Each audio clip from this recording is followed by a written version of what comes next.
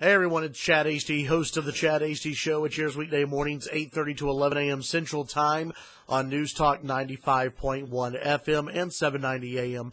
KFYO. Don't forget to subscribe below to our YouTube page. Would really appreciate it if you did that. Of course, you'll be updated whenever we put on new videos like this, but also interviews from my radio show and other shows on KFYO. Well, I just got done rewatching President Trump's news conference from the White House on Thursday. Oh my goodness, a lot to talk about with it. Now, those on the left, they are flipping out about this whole news conference. Those in the media are taken aback by it, but I loved it. I thought it was fantastic. It was vintage Trump, and it was exactly what I think President Trump needed to do to take back the narrative of this week. Let's be honest. President Trump has had an awful week in the media. He just has. With General Flynn having to resign.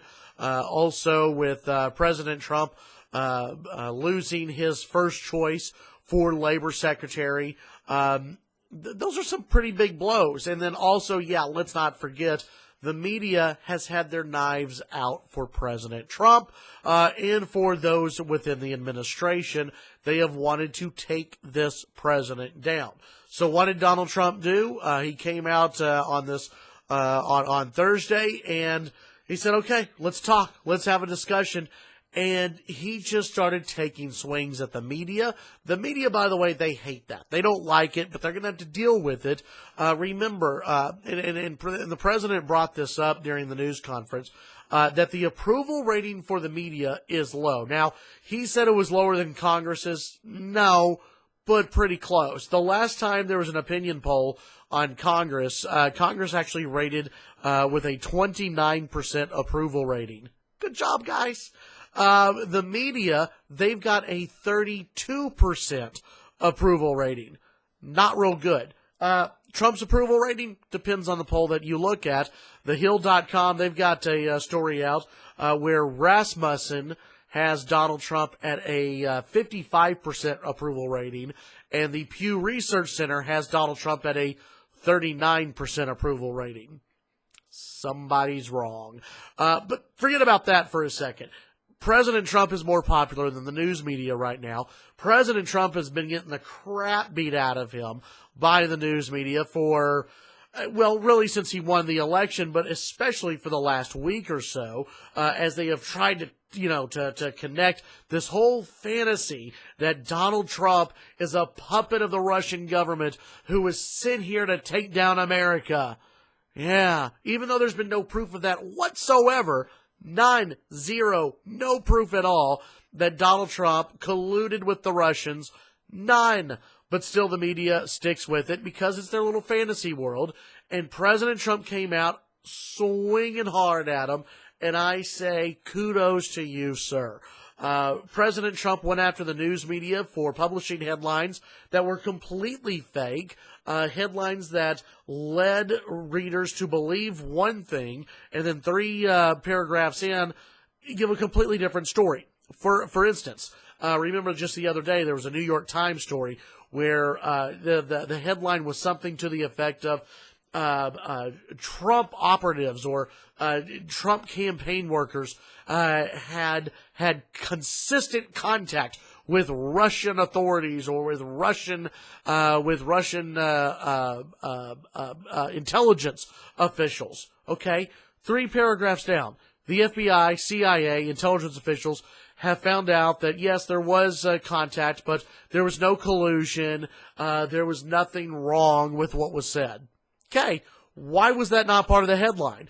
Why? Because most people read the headline from the New York Times and go, oh crap, listen, Donald Trump and his team, they were doing something bad. Wall Street Journal, they come out with this article that says that the spies in America are holding information back from President Trump. Okay, you read that story and you go, my goodness, the spy agencies are holding stuff back from Trump. He must be up to no good. And then it comes out, no, they're actually, they're holding back the same type of information they hold back when President Obama was in office. Information that's just not good enough to share with the president yet. So, you know, the news media is all over the place. They're trying to make Trump look bad. I think the press conference was great for President Trump. I think it was great to fire up the Republicans, to fire up conservatives, to fire up Trump supporters, which is what he really needs right now. I think that it's going to make his life a little bit easier, at least for a few days. It'll make his life easier. And Trump, you know, he said during the press conference that he was having a fun time.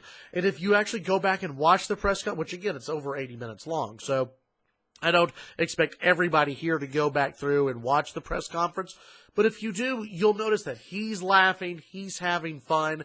The press, at times, they're laughing, they're having fun, even though they're kind of getting the crap beat out of them. You know, everyone's kind of having fun. And then Trump in the press conference says, now just watch, you're going to see all these news stories about how I was upset and I was not having a good time. Politico with their headline. Okay, here's Politico's headline. Trump unleashes fury after 4 long weeks. Fury? I watched it. He wasn't that furious. Yeah, he took swings at the media, but it really wasn't, you know, fury. I've seen President Obama in a worse mood than I've seen President Trump. But here you go. I love this. This from Politico and Josh Dawsey at Politico. Trump, spent 80 minutes in an impromptu East Room news conference, shredding his critics, relitigating the election, which I agree. Okay, let the whole Hillary stuff, just move on past that. Bragging about his crowds, crowing about his accomplishments, and denying, deflecting, and obfuscating a series of mushrooming bad stories. He talked about some of those stories. What are you talking about that he was deflecting? He also, here you go. Now, this is where the media really gets pissed off, okay? It was an extraordinary scene in the White House, which Trump essentially turned into a venue for a campaign rally. Yeah, because Obama never did that. Trashed the country's most influential news outlets. Oh. You see, the media folks, they're very upset right now because they're not the darlings of this White House.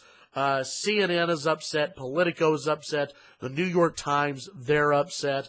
The Washington Post, they're upset because they don't get all the questions anymore.